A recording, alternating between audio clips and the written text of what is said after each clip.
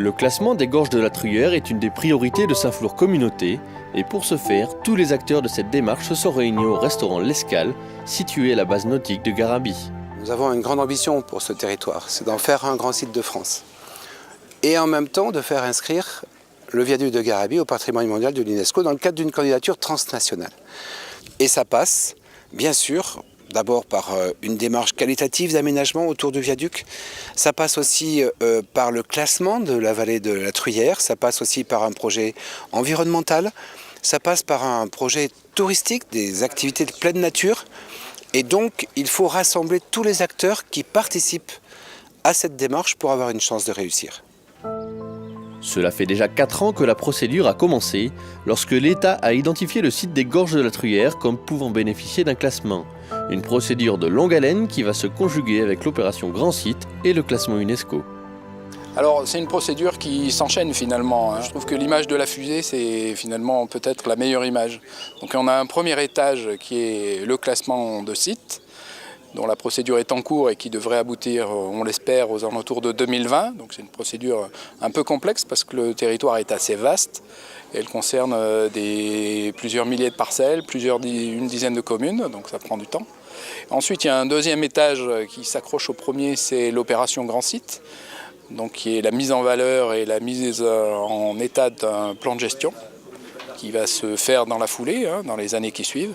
Et puis dans le même temps, dès maintenant, on réfléchit à une reconnaissance au niveau international à travers la candidature patrimoine mondial et cette candidature transnationale des viaducs métalliques.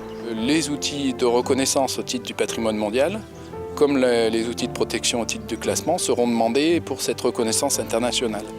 Donc ce qu'on fait là, ce n'est pas quelque chose qu'on sera obligé de refaire après. On aura déjà construit les outils préalables.